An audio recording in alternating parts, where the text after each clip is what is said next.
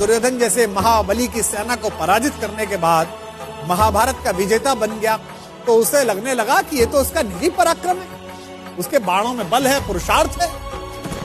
अर्जुन मन ही मन इस बात पर इठलाते हुए अपने रथ पर सवार होकर युद्ध भूमि से लौट रहा था। जब अपने शिविर के आखिर में पहुंच गए तो उसके रथ पर बैठे हुए मधुसूदन सारथी भगवान श्री कृष्ण ने कहा, पार्थ, रथ से नीचे उतर जाओ।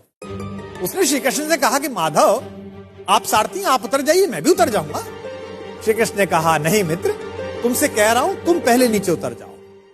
जब यह विवाद थोड़ा बढ़ा तो अर्जुन के ठीक पीछे खड़े हुए धर्मराज युधिष्ठिर ने कहा, द्वारिकाधीश अगर कोई बात कह रहे हैं तो उसमें कोई संकेत है।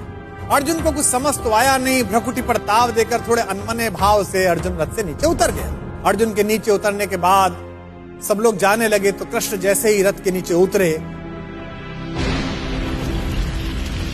रथ में एक भयंकर विस्फोट हुआ और रथ छोटे छोटे टुकड़ों में बट गया।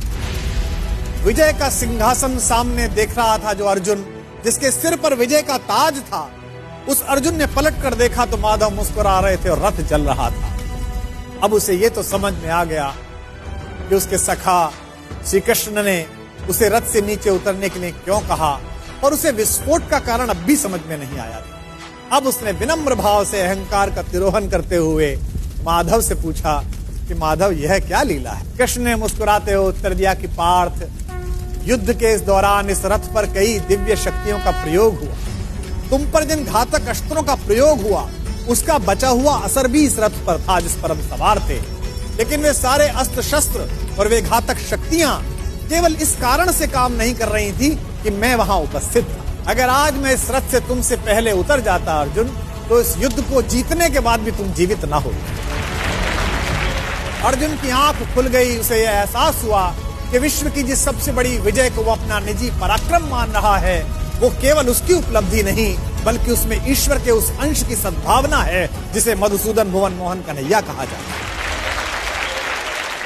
ये कथा ये बताती है कि सिद्धियों के मद में खुद को इतना शक्तिशाली मत समझो कि जिन्होंने हमें सिद्धियां दी हैं उन्हीं को आप आंखें दिखाने लगो। याद रखिएगा, आपकी प्रत्येक सफलता के पीछे कृष्ण जैसे ऐसे असंख्य लोग हैं जिनकी चुपचाप और अदृश्य शुभकामनाओं के कारण आप इस विजय रथ पर सवार हुए। जब भी आपको यह लगने लगे कि आपने ये ऐतिहासिक उपलब्धि स्वयं की बुद्धि शक्ति के कारण पाली है, तो बस उन लोगों के बारे में सोचिए जिनके सहयोग के बिना आपकी यात्रा इतनी आसान न होती।